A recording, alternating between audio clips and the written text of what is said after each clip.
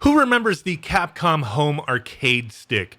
I did a review of it when it first came out, but I haven't used it in a long while. Interesting idea, just the execution wasn't that great. Only 16 games. We don't have a hack for this thing yet, but we do now have a fighting board kit, a little DIY kit to change this controller into an actual usable controller for the Nintendo Switch, the PC, or the PS4. And it's a rather straightforward mod. So I want to go ahead and install this today for the Nintendo Switch, talk about it, test it, give you guys my thoughts and opinions on it. So this was sent to me for purpose of review. If you want to check this out, I'll put a link in the description. But comes with a couple boards, a nice little instruction pamphlet, some clear overlay stickers to designate what the buttons are. I mean, you can kind of get used to what the buttons are. They're just situated the way like a Switch would be for the most part, but we'll get into that in a moment. So what we need to do in order to install this kit is take these rubber feet off of the bottom of this and then remove the 8 screws. There's 8 freaking screws in the bottom of this device. Now, I know the one thing some people may be asking is like, well, what if I still want to use this and play those 16 games that are included? This doesn't change anything other than giving you the ability to use this on another device and use it as a controller. So that's kind of neat. You could still play your games that are already included on this thing. It just gives it that extra functionality. So once we get all 8 of these screws, my God, I'm fast forwarding through all this. Don't take it as a tutorial for installing this. It is very straightforward, my friends, but there's going to be this board right in the middle with all the wires attached to it.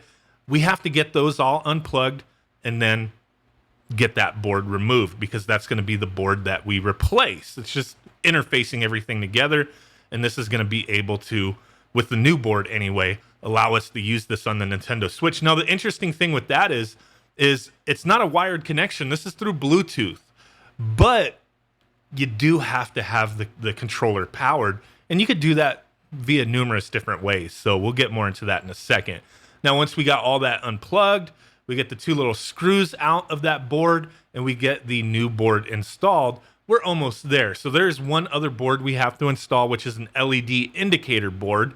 And that one goes onto the right side of the stick, the way we're viewing it right now. And it's going to tell you like what mode everything's in, that kind of thing. It's just giving you an indication that it's in sync mode, whichever mode it's in. Fairly straightforward, but we do have to bolt this down. I just hand tighten the bolts that this kit came with. Like there's nothing extra you need other than a screwdriver. You know, maybe you can use some pliers and tighten these a little bit, but I feel like just hand tightening them was good enough. And then plug that wire back into that new board. So like I said, still usable in the stock way. This new board just gives it that compatibility to use it on the Switch. Or if you get the PS4 version, you could play it on the PS4. And same thing with the PC. So the one thing with that is that only the Switch version of this board mentions that it works with the PC, and I have tested it and it worked just fine. The PS4 version only states it works with the PS4, and I haven't used that one yet, so I can't vouch if it works on the PC, but the Switch one did work when I tested it. And as I showed here, I do have the Capcom Home Arcade System plugged into an external battery pack. Does have to be powered. You can power it up any which way, plug it into the Switch dock, whatever you want, but the connection is Bluetooth. So in this little manual here, does list all the different button combinations, and there's an issue with that.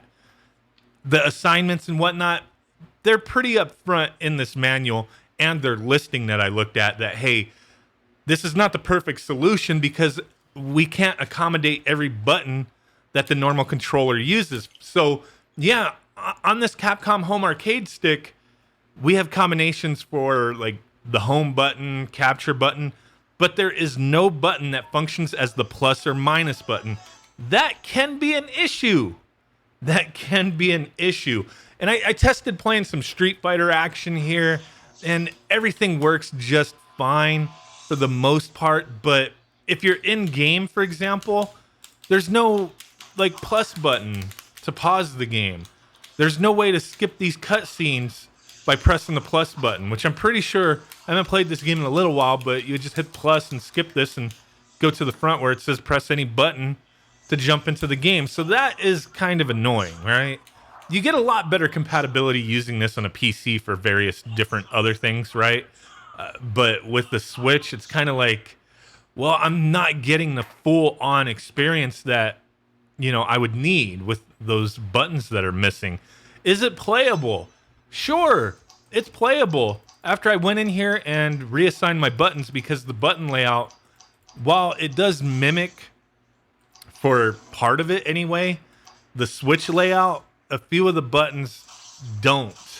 So a couple buttons do have to be reassigned to get everything functioning the way you would want an arcade stick to function, just the way it is. So you have to keep that in mind as well. Most of these games that you play that are fighting games, which is, I think, one of the big reasons somebody would want to use an arcade stick like this, is you're going to have to reassign the buttons in order to make this thing work. So I did have to pull up my little manual and double check what all the buttons were, since this Street Fighter is not one where you just go through, oh, Light Punch, I want it as this, and just click the buttons. You have to actually scroll through and assign them. Kind of a pain in the butt, but you know what?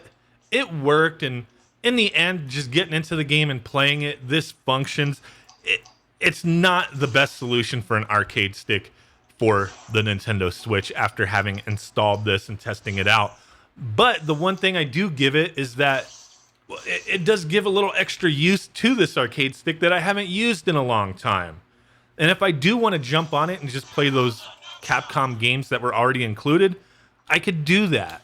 So that's a positive. It's just that negative of, we just don't have a minus and plus button. And there's, the analog sticks, obviously, you don't have both analog sticks, that kind of thing.